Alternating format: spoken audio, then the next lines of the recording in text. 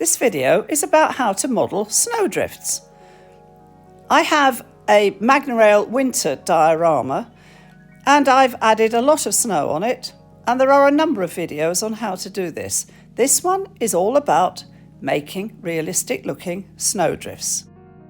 And I do this using household filler, snow paste and snowflakes. Hello, I'm Carol Flavin. I've got my Magnorail village behind me here. I've really enjoyed turning this into a winter scene. I added a whole load of snowdrifts, but I still kept the Magnorail cycle track, and I just made sure they were all wearing winter clothes on it. I'm at a workbench and I'm going to be showing you how to make snowdrifts. I'm making a winter diorama. It's a Magnorail village and it is for taking to exhibitions, and it's going to Whalley in November 2023. Wanted nice, deep, thick snow. So I resorted to my favourite useful item for my modelling, which is household filler. And the initial drift is made from a rolled, peaky looking bit of household filler. Starts out a bit grey looking, dries white, has that advantage. Then I finish it off using Noch Snow Paste. I'm lucky Gaugemaster gave me some of this snow paste to use. They also gave me some of their ice crystals, although these are a paste, and actually I have found that if I want to just give my snowdrift an extra bit of glitter, I literally use this little bottle of white glitter that I bought for virtually nothing. I also use the Noch Snow Powder.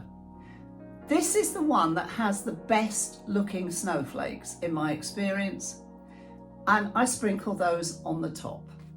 So I'll show you quickly how I make them, and I'll show you lots of other pictures as well. First thing I'm going to start with is the household filler. Okay, it's in a pot, and I use spatulas. Now I have 3 here. These are my favourite shapes. This big flat one is what I put it out with, and these 2 are what I curve the shape with. So, household filler, decent sized lump. Okay, that probably doesn't look too bad in its own right actually. Tend to spread it out a bit with this, and then to create the shape, just tease it into sort of whirls and suitable shapes for a snowdrift. You can make it fit where you want it to fit.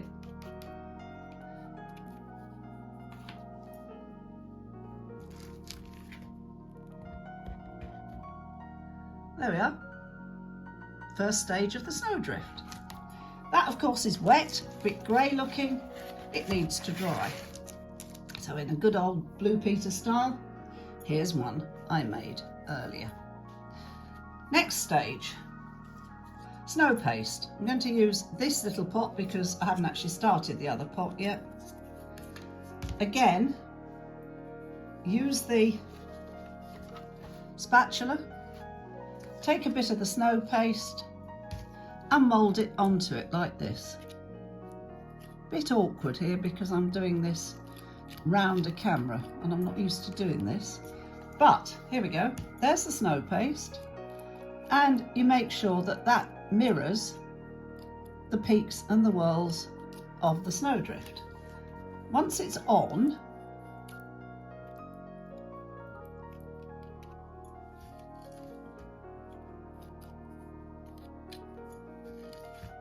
and it's all covered, tease it up and make it into the right sort of shapes. It will stay like that because it's a paste. There we are. I then put, because I like the glitter effect, a little bit of glitter out of this bottle on it, Probably won't show on the screen just because it's a bit difficult actually to show something as fine as glitter. And then because it's already wet, I take the snow powder and sprinkle some on it like this. Pat it down.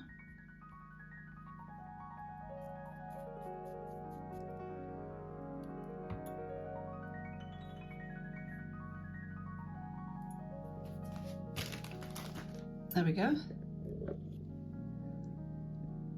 Little bit of glitter, bit of shape, needs a bit of cleaning up round it. And I would leave that to dry. Once it's dry, and by the way, I would have this actually on the layout itself. I don't make many of my snowdrifts away from the layout.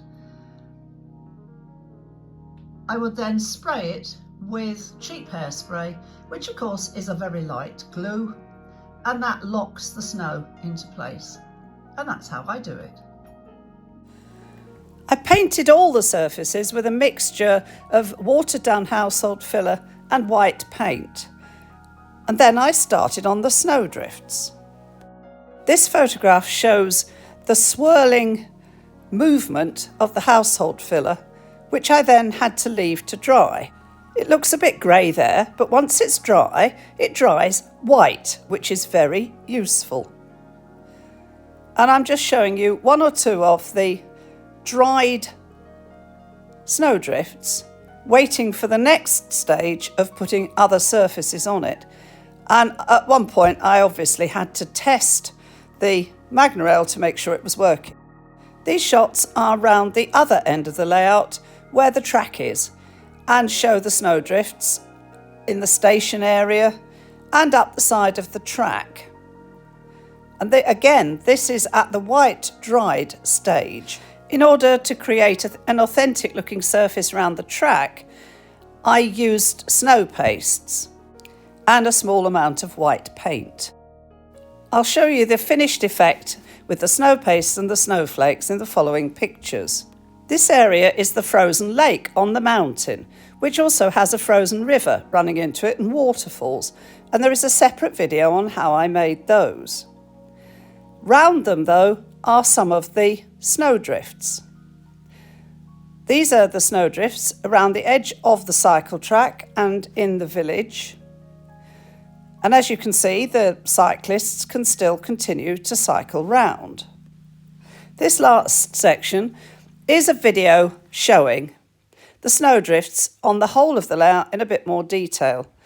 As you can see, there's lots of snow on the roofs, and again, there is a separate video on how I made those. On the right here is the station with Santa waiting to get onto the Santa train. The cyclists are cycling round the Magnorail track. There's some sledgers having a little bit of fun at the bottom end of the ski slope. There's some skiers. There's the frozen lake with the snow castle above it. All of these are separate videos, as is a video on how I made those trees. The centre of the village is a Christmas market with a Christmas tree, a Father Christmas and his grotto, and lots of people enjoying themselves. Again, there is a video on how I made this market area. I hope you enjoyed that. This was such good fun to make. Anyway, I hope you've enjoyed this. Take care of yourself. Bye-bye. If you've enjoyed this video, please like it, share it, give it a thumbs up or comment, and I'll continue to make them. All of the videos I've mentioned can be found on my YouTube channel, Model Railway Scenics with Carol Flavin.